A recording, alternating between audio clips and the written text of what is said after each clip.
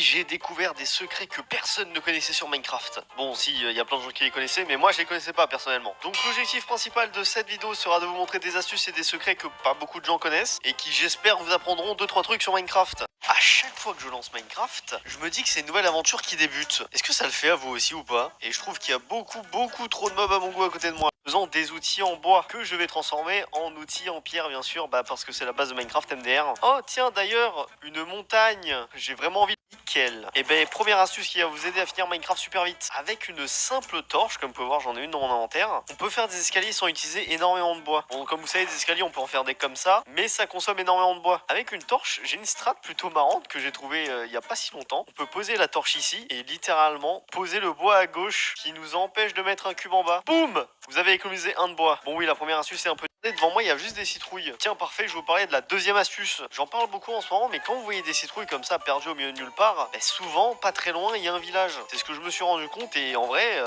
c'est réel. Parce que oui, en fait, c'est vrai. Et voilà, regardez ce que je viens de trouver. Je les ai trouvés littéralement à 40 blocs des citrouilles.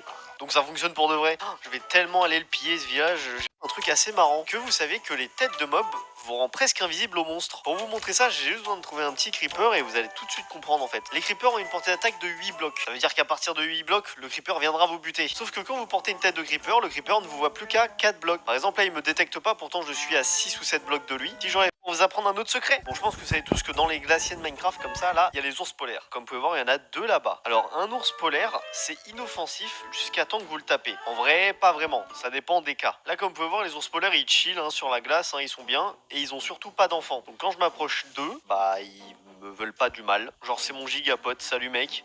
ISTP d'ailleurs, il est incroyable cet ours polaire. Mais au contraire, quand vous allez voir un ours polaire qui a un enfant, faites attention que là, l'ours polaire va vous attaquer. Et pas, je me fais agresser, allez, espèce de loup. Voilà, ça c'est à moi, je suis désolé, je te le vole. Mais avec un composteur, on peut faire des choses plutôt marrantes dans les mines. On s'en bat les couilles, on va descendre comme ça, voilà, let's go. Sur Minecraft, avec un composteur comme je viens de placer là, on peut X-ray légalement. Oui, je dis pas de conneries, vous allez voir, c'est plutôt intéressant. C'est tout simple, pour que ça fonctionne, il faut juste se mettre à l'intérieur du composteur et mettre au-dessus de nous un cube de gravier. Ça va nous enfoncer dans le composteur et on va avoir une demi-seconde d'X-ray. Je suis dans le composteur, je mets le morceau de gravier et boum! J'ai eu de l'X-ray. Et grâce à ça, j'ai pu voir que tout droit, il y avait une cave. Donc c'est plutôt pratique si vous êtes perdu dans les caves et que vous voulez vous retrouver en fait. Moi, je vais aller voir cette jolie cave. Alors j'espère que je suis pas allé dans la mauvaise direction, mais non, c'était tout droit à gauche. Oh, c'est bon, j'ai trouvé. Ah oui, j'ai trouvé une big cave, effectivement. Putain, c'est giga intéressant. Je peux aussi vous apprendre 2-3 petits trucs sur les wardens. Et vous allez voir, c'est giga stylé. Ok, je me suis un petit peu plus enfoncé et regardez ce que j'ai trouvé. Un machin pour invoquer un warden. Et bien ce machin est plus qu'intéressant et je vais vous expliquer pourquoi. Comme vous pouvez le voir, je viens de déclencher le truc du Warden. Comme vous le savez, on a 3 chances avant d'invoquer le Warden. D'ailleurs, sur le machin qui aurait d'invoquer le Warden, il y a ces petites âmes qui tournent. Je ne sais pas si vous savez, mais plus ces petites boules tournent vite, plus ça veut dire qu'on va bientôt invoquer le Warden. Donc bon, si vous êtes dans un serveur multijoueur, vous pouvez vous fier à ça avant de savoir quand c'est invoqué un Warden. Oh, il y a un bateau, c'est parfait MDR. Ça me permet de vous apprendre une autre astuce. Comme vous savez, dans les bateaux, il y a souvent des cartes au trésor. Je pense qu'il y aura une carte au trésor dans ce bateau-là.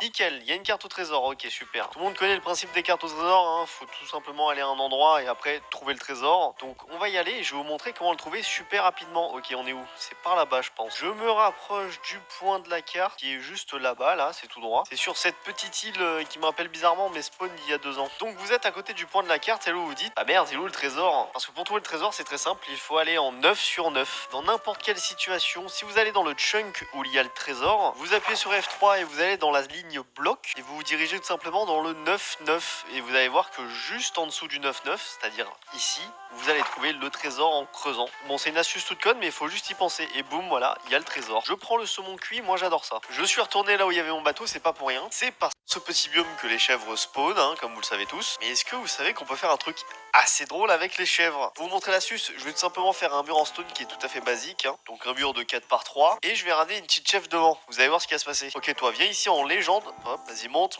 Maintenant faut juste attendre que la chèvre elle charge. Ça peut être assez long et assez chiant, mais ça devrait pas durer 10 000 ans non plus. Vas-y, charge.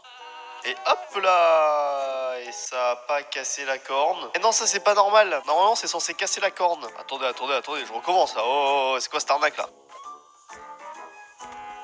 D'accord, elle a essayé de péter un câble. Un camp de pillager, ok, bon, ils vont vouloir me tirer dessus. Messieurs, si vous pouvez arrêter de me tirer dessus, ça serait sympathique. Bon, vu que moi je suis vraiment sympa, je vais créer un pillager inoffensif, sans arbalète. Bon, en vrai, en temps normal, on peut le faire de façon naturelle, sauf que j'ai pas trouvé. Donc je vais le faire spawn juste là, on va voir. Et c'est franchement un truc très drôle à voir. Et tout simplement de taper cette petite commande. Je viens de créer un pillager qui n'a pas d'arbalète. Je sais pas pourquoi, mais je trouve ça assez bizarre et marrant, mais il est inoffensif, il ne me tapera jamais parce qu'il il ne peut pas me taper en fait. Et ça c'est quelque chose qui a été ajouté dans le jeu il y a un petit bout de temps et que personne n'a jamais remarqué en vrai. Bah, je vais te laisser là, il passe une bonne fin d'après-midi, hein. Ciao. Me regarder un peu mal quand même, faut dire la vérité. Bon, j'étais en train de me préparer pour aller à Fontaine Dragon et je me suis dit qu'une pomme en or cheatée pourrait bien m'aider. Donc je suis parti chercher une petite pyramide. Je vais en profiter pour vous apprendre un petit truc assez intéressant. Bon, dans les pyramides, vous le savez, il faut faire gaffe à la plaque de pression en bas. Si vous touchez cette plaque, vous êtes mort. Ou pas. Bon, il y a une petite astuce, mais il faut vraiment être assez rapide pour l'utiliser. Je vais déclencher la plaque et vous allez voir comment faire. Hop, les TNT, on casse ici et on met un seau d'eau là. Et voilà. Plus de problème. Et hop, je peux prendre mes petites pommes en or pour aller affronter l'Under Dragon. J'ai un tout dernier truc. Ah, je la comprends vraiment pas, mais elle existe. On peut tout simplement changer la direction du portail de l'End. Bon, pour que ça fonctionne, on a juste besoin de remplir tous les petits cubes avec les yeux de l'End, sauf celui qui est au milieu d'une des extrémités. Ça veut dire celui-là, celui-là, celui-là ou celui-là. Et vous allez voir que si je le mets dans ce sens-là et pas dans l'autre sens, ça va changer la direction du portail. Ok, on teste. What the... Attendez, pourquoi ça a pas fonctionné là? Mais je viens de trouver un autre secret de ouf. Mais what? Mais pourquoi mon portail ne s'est pas activé? C'est quoi ce délire? Je viens de trouver un giga bug. Mais comment ça se fait? Pourquoi le portail s'est pas activé? J'arrive pas à comprendre. Bon bah si vous avez des explications, hein, dites-le moi. C'est la fin de vidéo parce que je peux pas les